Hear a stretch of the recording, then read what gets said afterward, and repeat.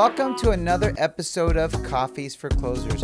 Today we're sitting down with one of the owners and founders of Golden State Memorabilia, the largest distributor of authenticated memorabilia on the planet. Please welcome Ben Beeri. Thanks for coming on the show. Welcome to another episode of Coffeez. Thanks for having me, Joe. Yeah, it's been a fun conversation so far, chatting with you. And as I told you in the beginning, I love sports memorabilia. It's cool to meet with someone that has the biggest selection on the planet of sports memorabilia, authentic sports memorabilia, and we're gonna dive right into this. Now, what is it that really attracted you to a marketplace that is, number one, hyper competitive, number two, there's just a lot of shade around sports memorabilia? What is it that drew you to that business? For me, it was more of a passion. I just liked going to basketball games when I was a kid. I'd bring my cards, I'd bring my photos, I'd bring my jerseys, and I'd try to get autographs from the players, and I thought it was cool. I grew up in the Bay Area. Big Golden State Warriors fan. They were not a very good team. No, they just became... Not a very good team.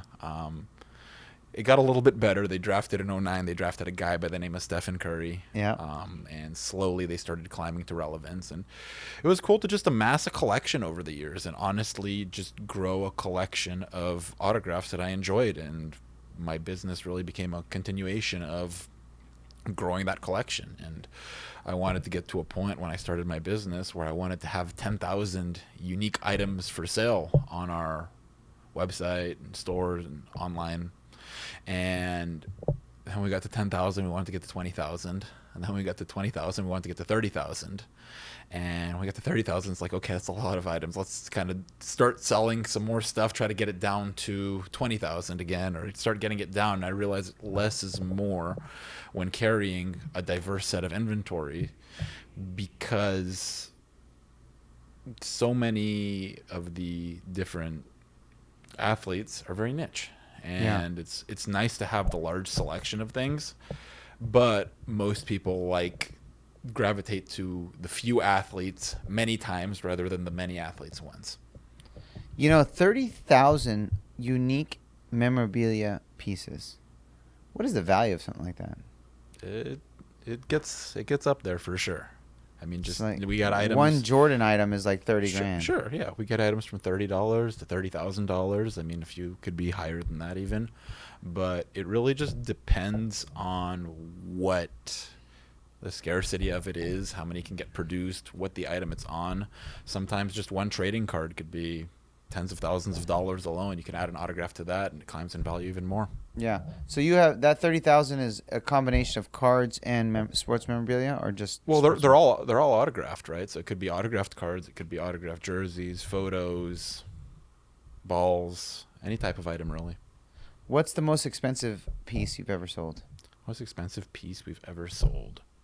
Well, I mean, there's a few different ones, right? I mean, usually it ends up being somebody who's deceased or it's scarce. I mean, we've sold like Lou Gehrig items before. I mean, I had a Jackie Robinson on a nice big photo. That was a pretty cool item. Some trading cards of guys like Steph Curry or Michael Jordan or Kobe Bryant. And so people like the GOATs. People like the players that really stick out. And that's what I love collecting. Have formed like a connection to them. Like, I mean, people see that and they go, hey, I don't just admire Kobe Bryant for who he is on a basketball court. I admire a guy like Kobe Bryant for who he is as a person, what he represents, and the Mamba mentality, and how he inspires me to work better at my craft of what I do every day. I couldn't be a professional basketball player. I admire a guy like Steph Curry for his consistency and his loyalty and his infectious joy in which he does everything he does with. I mean, the guy goes on the basketball court and he elevates everybody around him. Yeah. And each one of his teammates becomes better for being around him. Teammates, coaches, fans, training staff. Like, there's guys like Steph Curry, you meet people, and like there's not one person who doesn't become better around him. Yeah. I had a friend who had a Michael Jordan worn jersey that was signed, and he bought it for $200,000.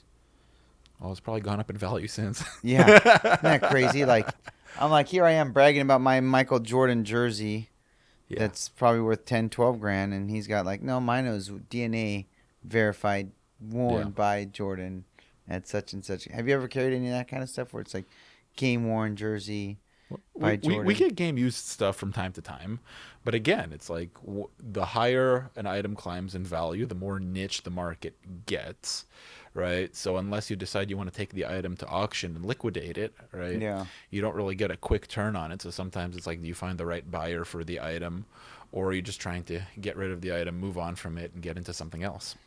When you're carrying 30,000 pieces of inventory, do you have buyers lined up beforehand to acquire that? Like, how does that work? Because that's a lot of inventory to carry. And how do you even carry that stuff? It's not like you carry it in a warehouse. It's got to be like armed, guarded type of, facility. Well, you have items that sure, yeah, buyers want to snatch up as soon as you get them in stock. But a lot of items, you just kind of buy them and hold on to them and make them available to the right buyers on the right marketplaces. And each buyer knows what they're looking for. Each buyer knows what team they're a fan of, what celebrities they're a fan of.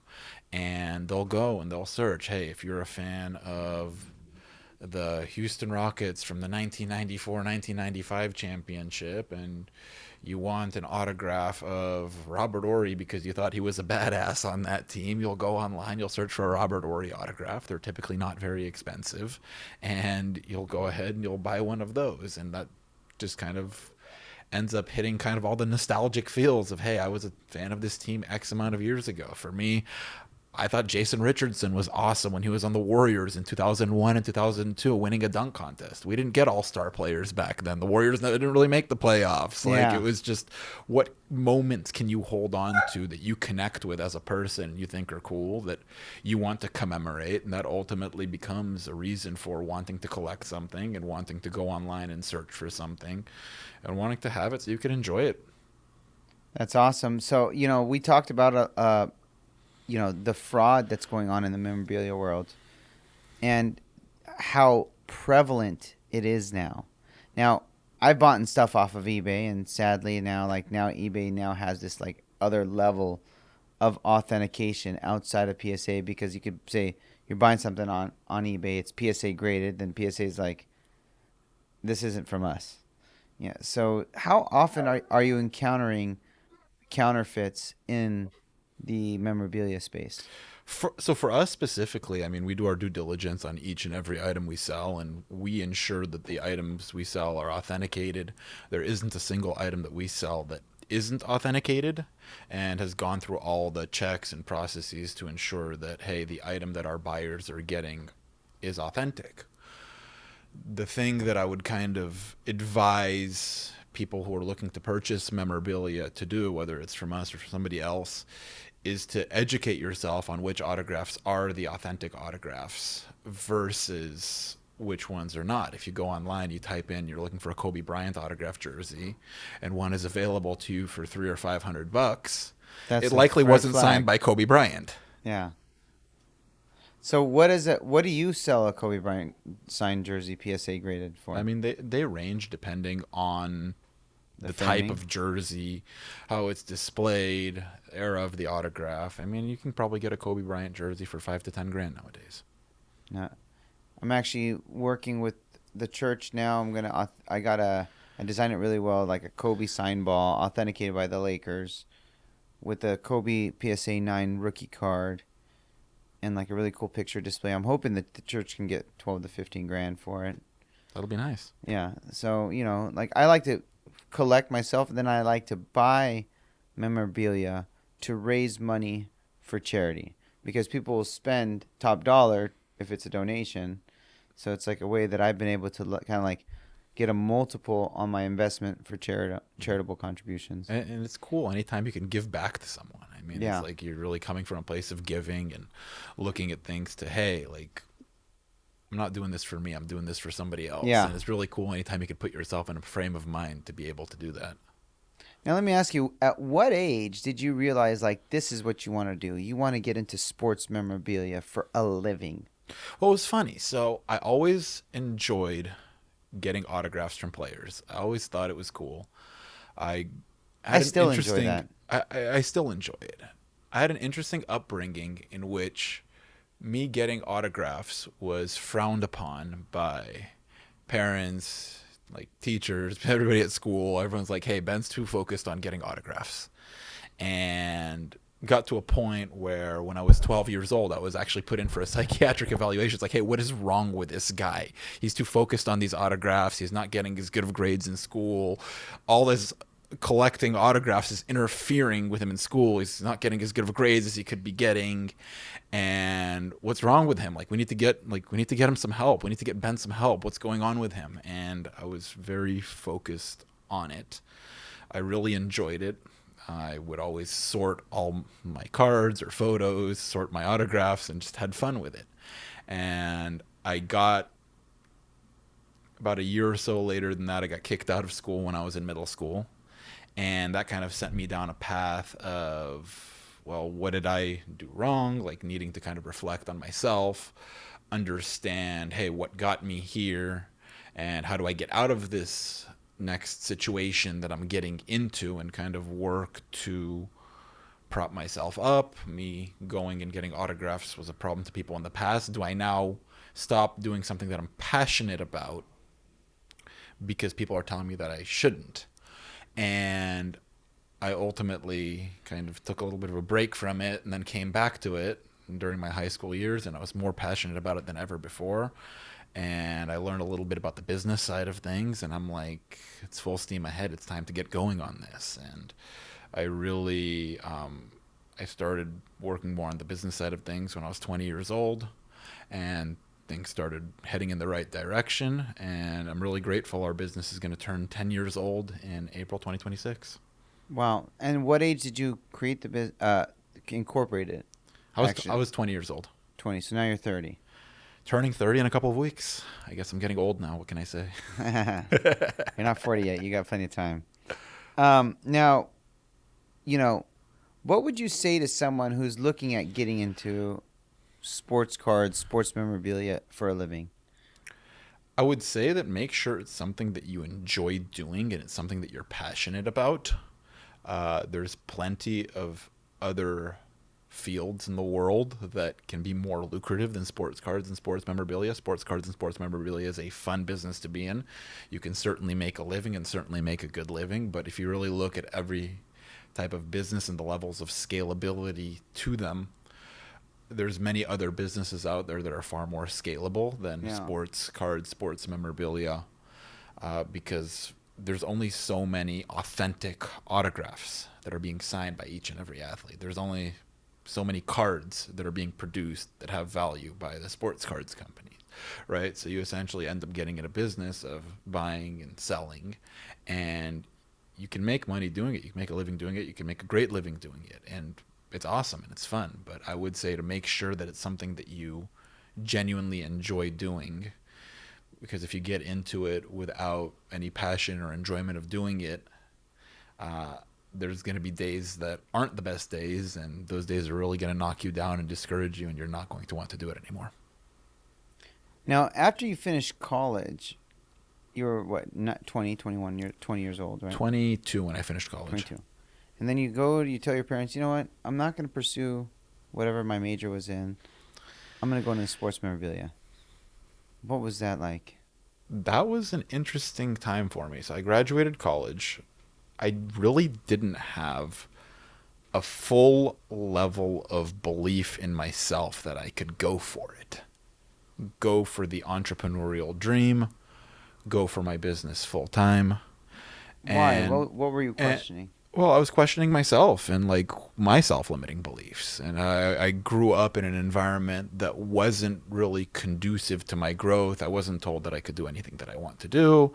I was told that, hey, Ben, you've got these loves, you've got these passions, but that's what they are. They're loves, they're passions. Like, go find something real to do for a living type of thing. Yeah. So I graduate college and I go on some job interviews, and at this point I was working on my business part-time, and I'm like, maybe I'll go on some job interviews and make an extra 40 or 50 grand a year so I can help fund my business. And I went on a couple of job interviews, and I remember walking out of a job interview one day and going, I don't want this fucking job anyways. Like, I can't see myself getting up in the morning and coming to work here. I'm just going to send it. I'm just going to go and work full time on my business, more than full time, every hour, every waking hour of the day. And I started working on Golden State Memorabilia 16 hours a day, 7 days a week. And I probably did that for the next. But your business relies on capital contributions. Absolutely. How did you get capital to attain the inventory to make it as business? You could work as much as you want until you're blue in the face, but did you get like a loan? Did your parents help you? Actually, no. I was very grateful. I had some help from a previous venture that I did when I was 17. I got into the ticketing business, and I would buy and sell tickets to Warriors basketball games. And That's kind of much. I mean, it wasn't a ton, right? But it's like, hey, when you're starting a business and you've got, say, built up 50 to 100 grand, it's like I can go and start buying some autographs with that. Yeah. Start reselling it, start buying some more autographs and resell those. So you had an initial venture. And so I ended up in 2019 when the Warriors moved to the Chase Center. I probably had about 100 grand saved up, and that's what they wanted for the tickets, to get the seat licensing fees at the Chase Center.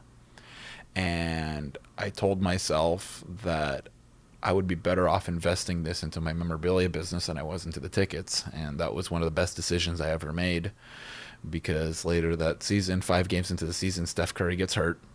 And then later that season, the season got suspended for COVID. And I would have lost my 100 grand trying to sell the tickets. So a little bit of divine intervention.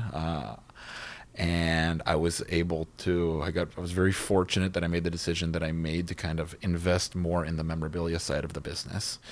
And it was just, honestly, it was building and managing a collection.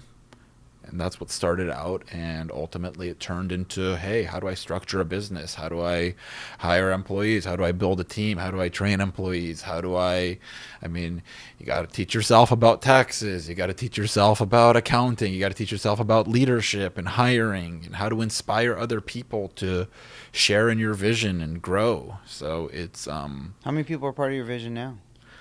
Part of my vision, I mean, it was interesting. There were points in time where I was managing upwards of 20 people, and it's like, and we've gotten down. I mean, nowadays we have people coming in and out. I mean, we've got slightly upwards of 10 now, and you end up getting in a spot where it's like, how do you inspire other people to go and chase their dream careers, whether it's with you or not with you? If somebody on my team wants to go and do something else in life, how do I give them the tools to go out and venture into a space where they can go and do that?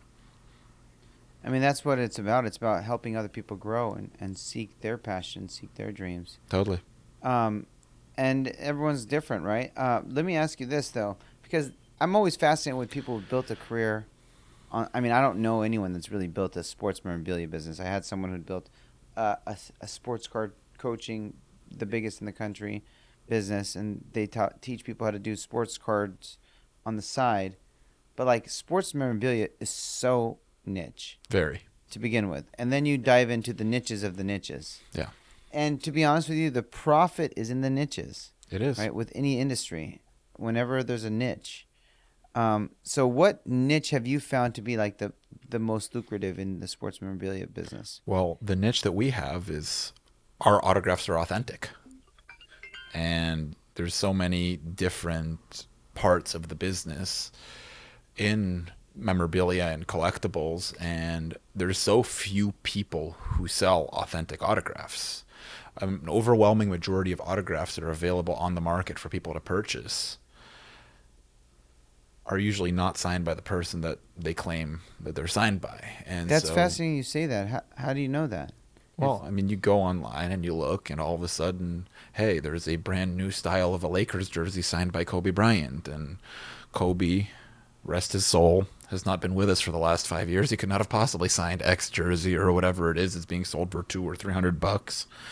And you see all of this stuff, and there's people who are preying on buyers that lack an education as to which of the signatures are authentic. So we really look around and look at all the great companies in our industry that are selling authentic memorabilia, and I commend them because I know what it takes. I mean, you've got to take the time. You've got to sit down with an athlete. An athlete has to sign the autographs, or you've got to purchase the autographs from people who are reputable, who obtain the autographs directly from the athletes. And at the end of the day, the niche is an athlete or a celebrity took a pen and signed the autograph themselves.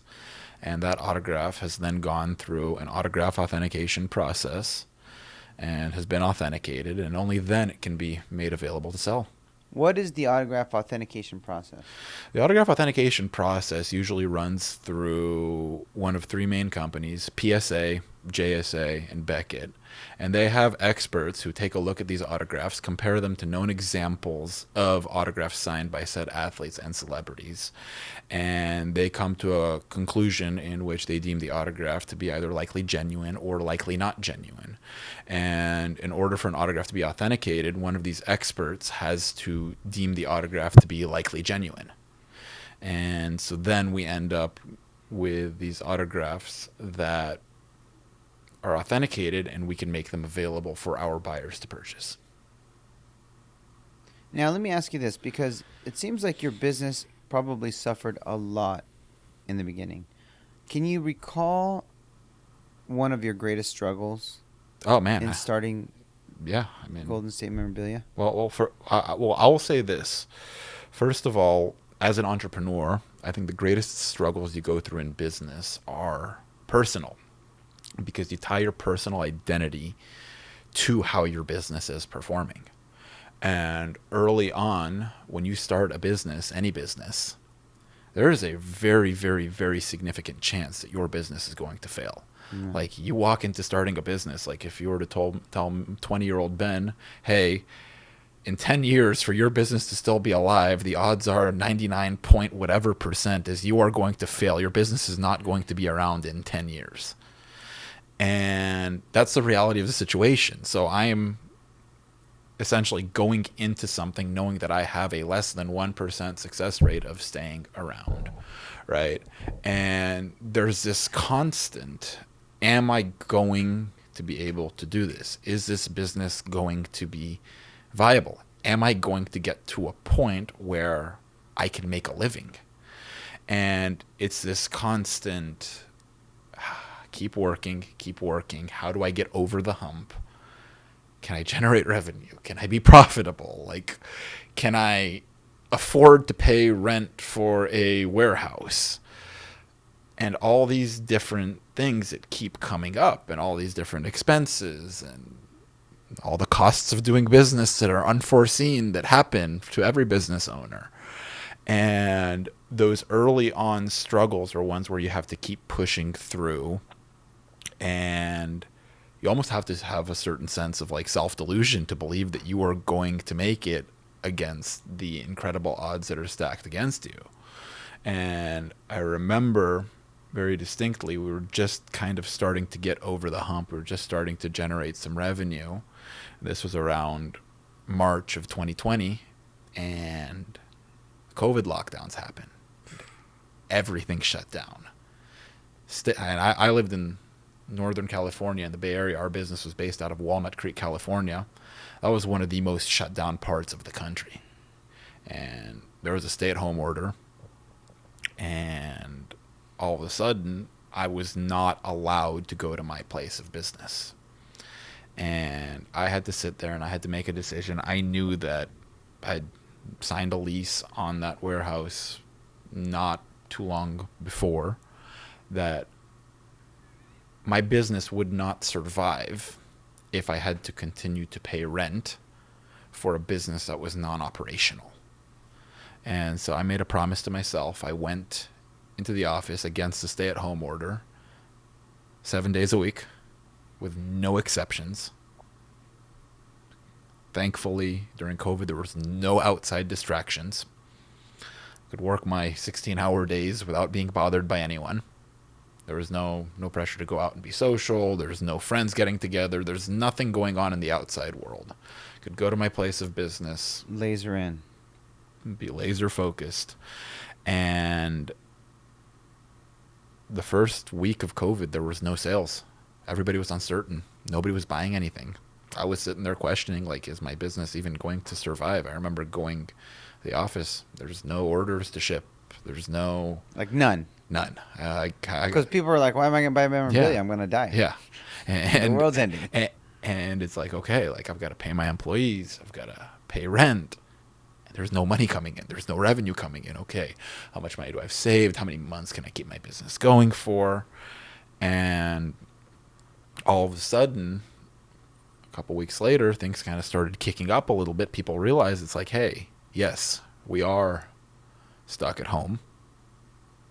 We are going to get through this. We're not going to die. And all of a sudden, sales kind of started kicking up a little bit. And I'd say memorabilia probably became more popular than ever at that time. Why do you think it became more popular than ever? I think people were at home and they had an opportunity to reflect on what they could connect with. And regardless of your background or your demographic or what your interests were or political beliefs were, you had a certain connection with an athlete or a celebrity and you resonated with that person. Whether you were mourning the death of Kobe Bryant at that time, or whether you thought Luka Doncic was the next big athlete, or Patrick Mahomes is dominating, or, hey, Tom Brady's on the Buccaneers. What the hell's going on here? Like, how is this going to go down? And you've built a connection to an athlete. You resonate with an athlete. You resonate with, hey, Taylor Swift's coming out with a new album. This is going to be cool. I'd love to own a piece of memorabilia of hers. Or I just watched this movie. I think, who was it? It was the Ozark show. I remember we were selling the guy who played Marty Bird. We were selling memorabilia. It was like, okay, we haven't been able to sell this guy in years. All of a sudden now people are buying him. I think it was with Jason Sudeikis it was. Yeah. And people are buying his memorabilia. And it's like, and people were at home and they had a chance to reflect on who they could connect with. And when people find a moment of connection, that is when they decide to purchase a piece of memorabilia to commemorate that moment of connection. It's incredible that, during that uncertain time of COVID, that people were buying, like, their favorite actors. Yeah. And, what was, like, the bit, during that doubtful time, what is it that really kind of gave you that hope that you were going to get through this? I think for me, I felt like I didn't really have too much of a choice. Like, my entire personal identity was tied to the success of that business. And if the business failed, then I was a failure. If the business succeeded, I thought I would be a success. And it was really interesting what happened and what unfolded in my life over the next couple of years, where I realized that my business was viable. By many measures, my business was viewed as successful by many people. But I didn't feel successful as a person. I didn't feel whole. I didn't feel adequate. And it's so interesting chasing the external successes that other people view and getting to that place and realizing it's like, okay, now the personal work can begin. Yeah. And that was something that really hit me hard because, yes, my name is Ben Beeri. I'm an entrepreneur. I'm a business owner. I own this business, Golden State Memorabilia. But I am not the business. I am not the heartbeat. Like, I am separate from the business. I am a person. I need to work on myself. I desire to have friendships, connections. I desire to love people. I desire to be loved. I desire to accept people. I desire to be accepted. And it's like, how do you separate your personal self from your business? And I didn't think I could do that because I felt that I had to be the heartbeat of the business. And that was a really interesting journey that prompted for me. What was the greatest lesson in that journey? The greatest lesson is that you get to learn something new about yourself each and every day,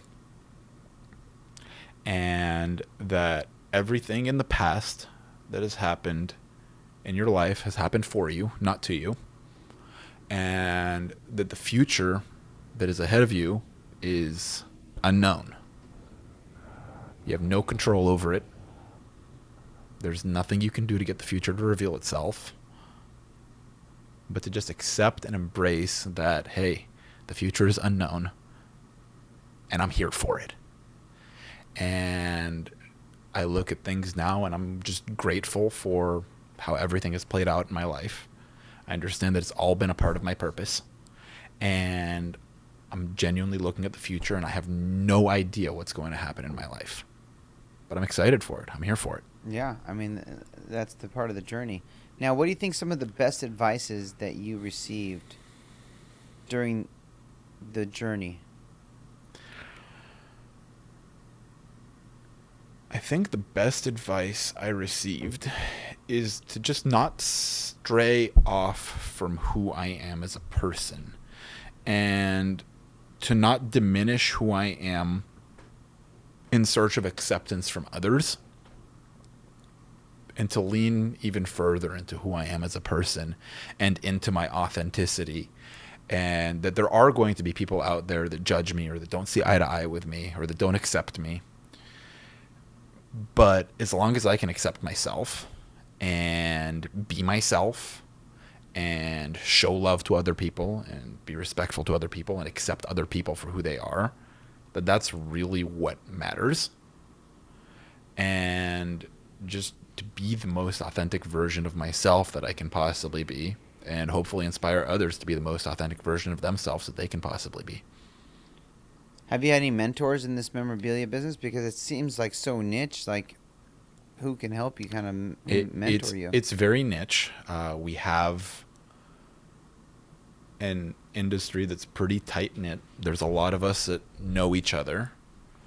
I'm very grateful that I've had an opportunity to be around the industry's leaders and learn from them and just see how they operate their businesses directly.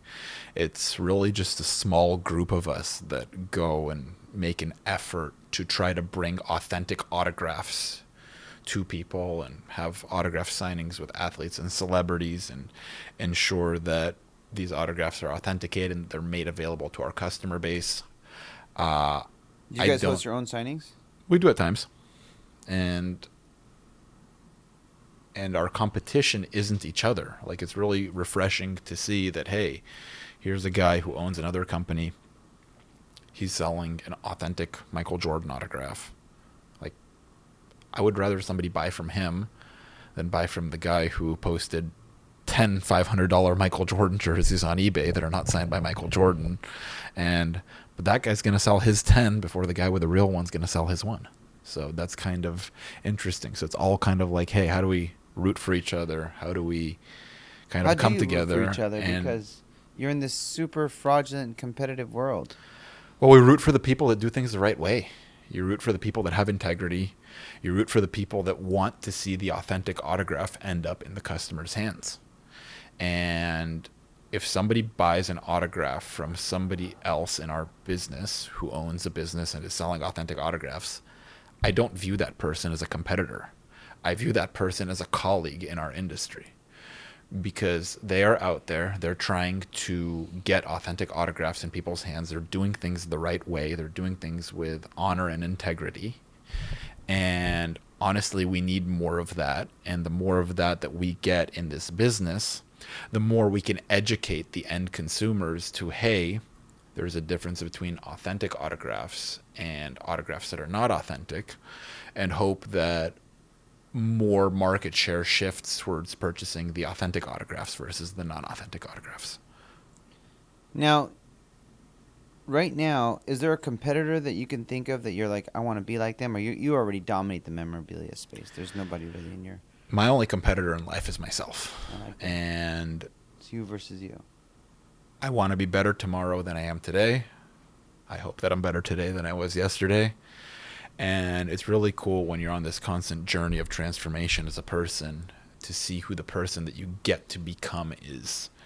And whether that's in business or whether that's personally, there's all these different sectors and different things that you can get interested in life, and there's different seasons of life, and in one season you may be really interested and really focused on one thing, and in the next season of your life you're really interested and focused on the next thing. And you can always come back, you can always go back and forth to the different things that you're interested in, and just keep pushing, keep becoming, keep transforming.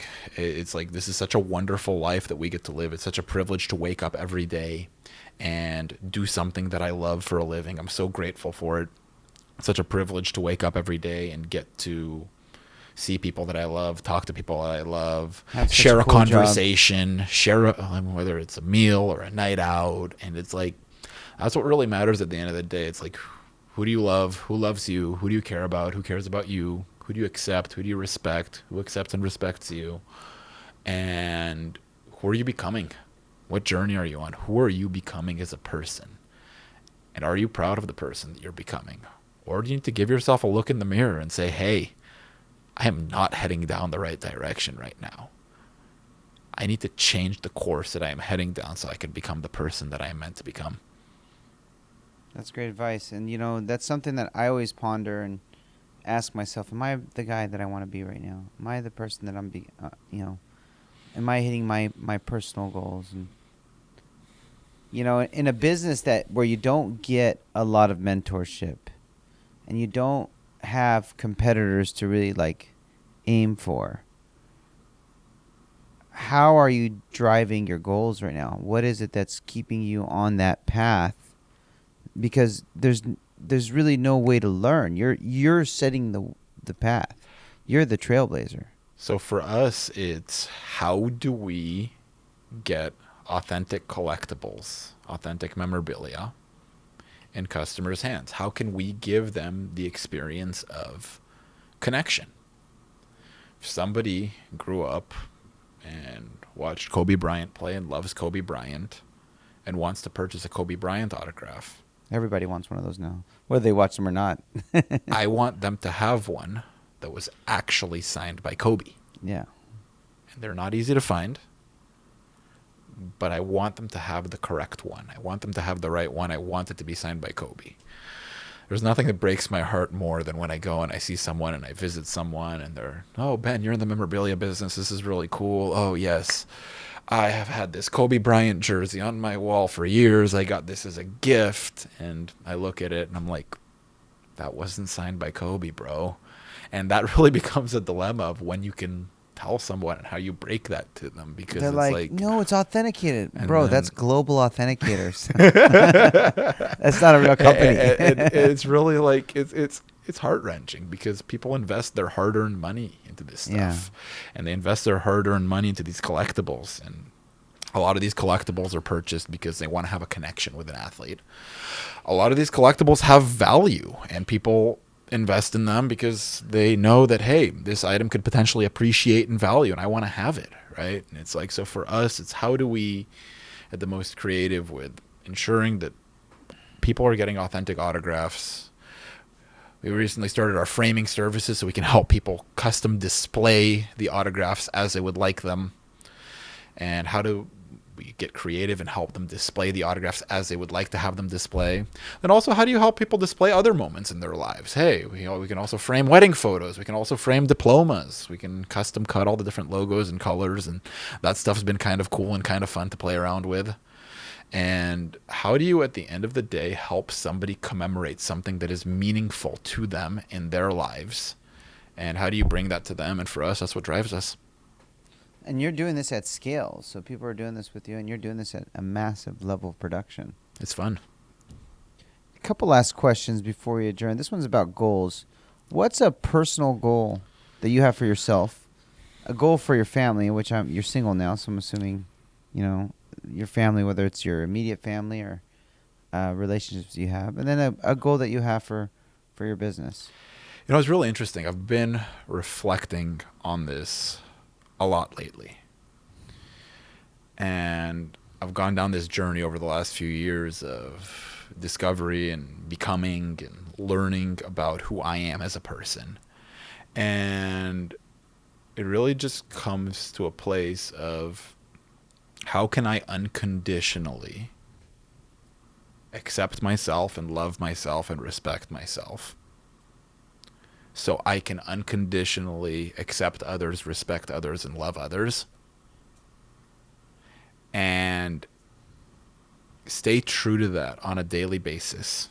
Be my most authentic self on a daily basis, and help inspire other people to go down that path of love, respect, acceptance, authenticity, and radiate that to other people.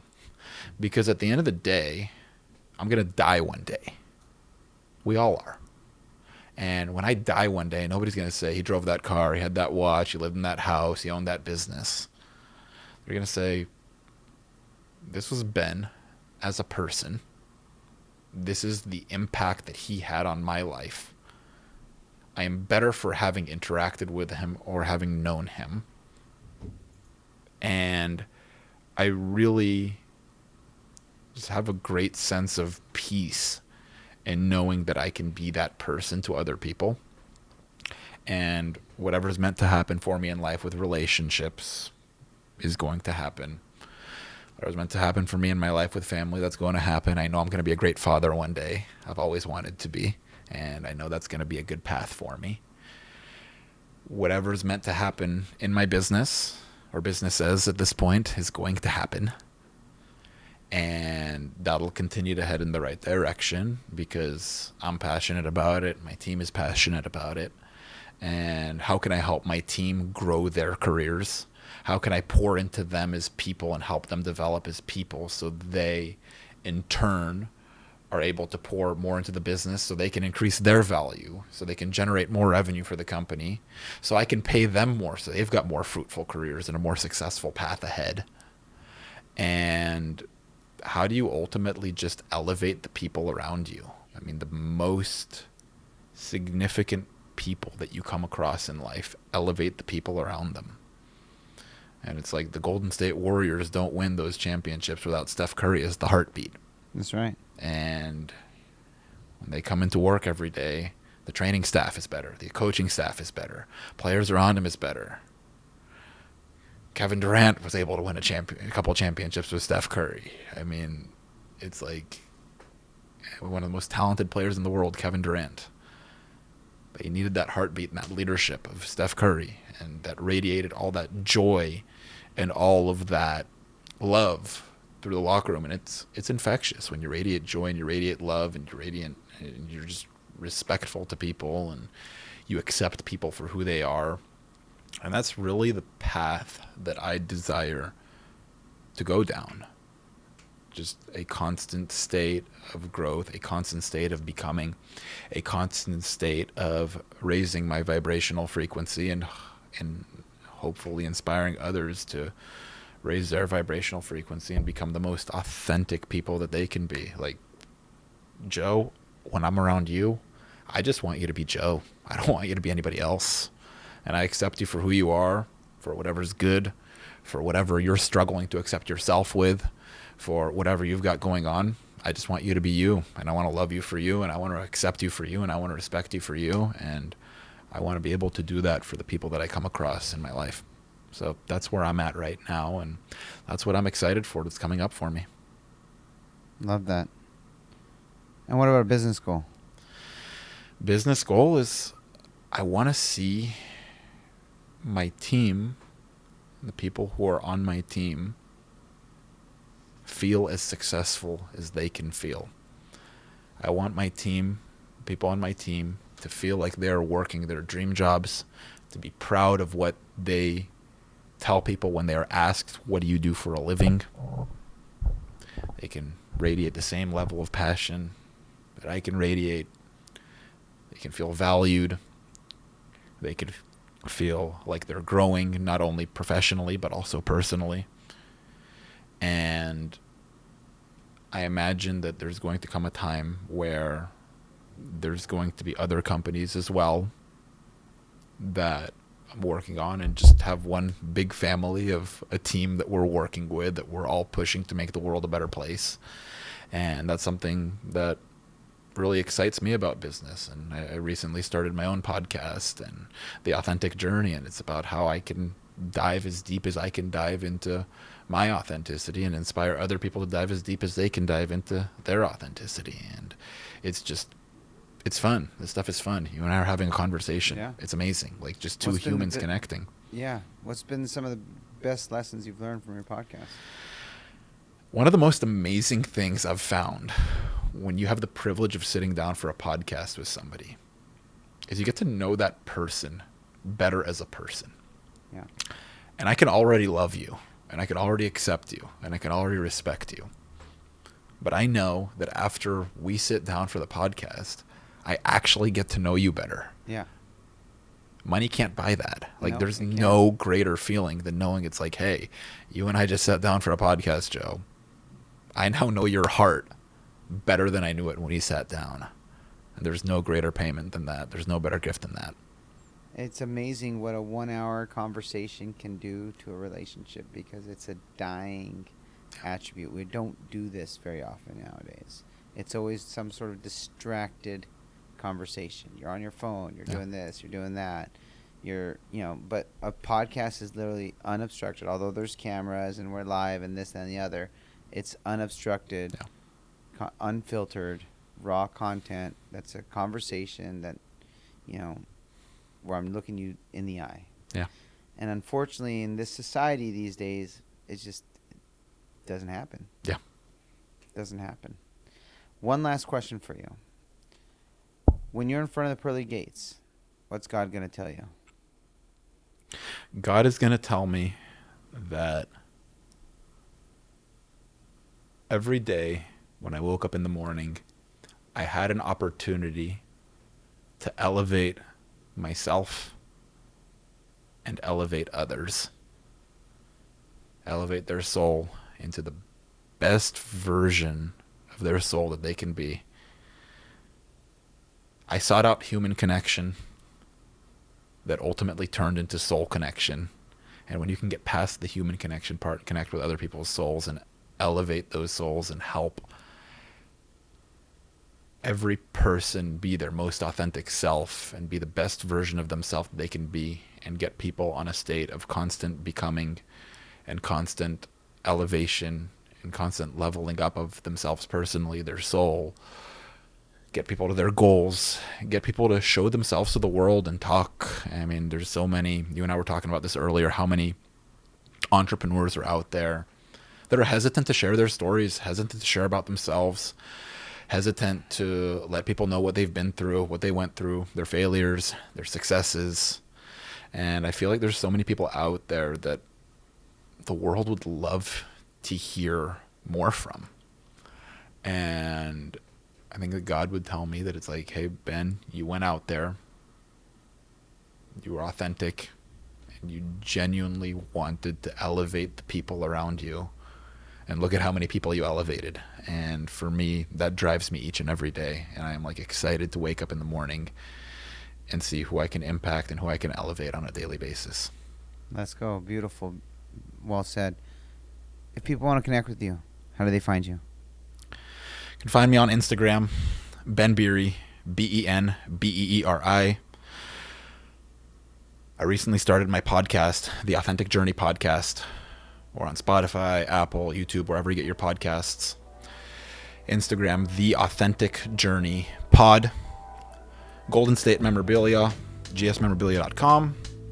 And we're on Instagram at GS Memorabilia. You can check out all the different collection, all the different stuff. We're happy to help you guys with all of your framing and display for your collectibles needs, autograph authentication services, different valuations on items, appraisals, answer different questions, and really just help ensure that you guys end up finding like the most authentic autographs that you guys can find, and just ensure that you guys are getting the real deal whenever you guys purchase an autograph or purchase a collectible, anything that you want to add to your collection. We want to make sure that what you're getting is genuine, and we're always happy to help. So definitely feel free to reach out to us. Would love to hear from you guys.